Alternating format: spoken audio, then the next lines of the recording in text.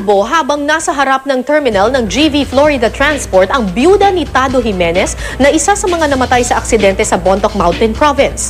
May nusugo si Jay Sabale. Jay.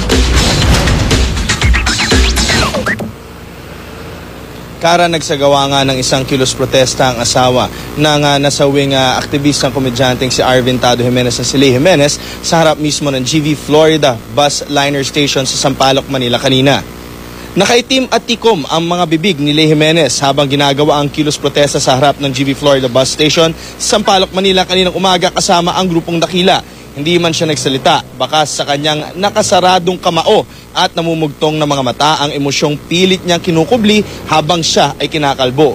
Napadaan sa lugar si Father Robert Reyes at pinagdasal si Lei.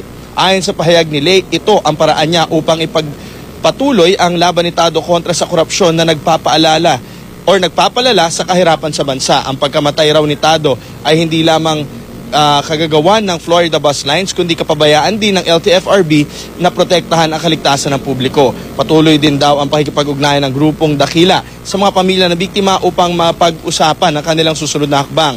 Hiling ni Lei sa publiko panatilihing buhay ang alaala ng kanyang asawang si Tado sa pamamagitan ng pagbigay suporta sa mga advokasya na pinaglalaban niya noong nabubuhay pa siya. Matapos ang maikling protesta, tumulak si Lei at ang dakila papuntang LTFRB para magsagawa muli ng kilos protesta habang ginagawa ang hearing ng kaso ng GV Florida.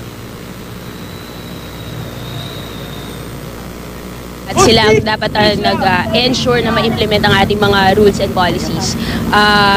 Kaya ganito, kasama rin sila.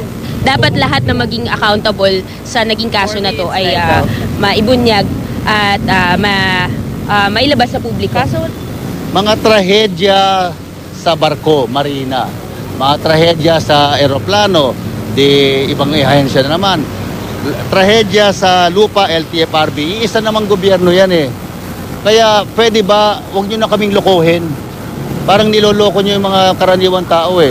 Ngayon, kapag mainit ang issue, nandiyan kayo. Dapat palaging mainit ang issue sa inyo. Ang mahalaga sa inyo, hindi yung mga korporasyon na nagbabayad sa inyo, kundi maliliit na tao na bumubuo ng bansang ito. Yun ang inyong paglingkuran, protektahan at alagaan. Florida!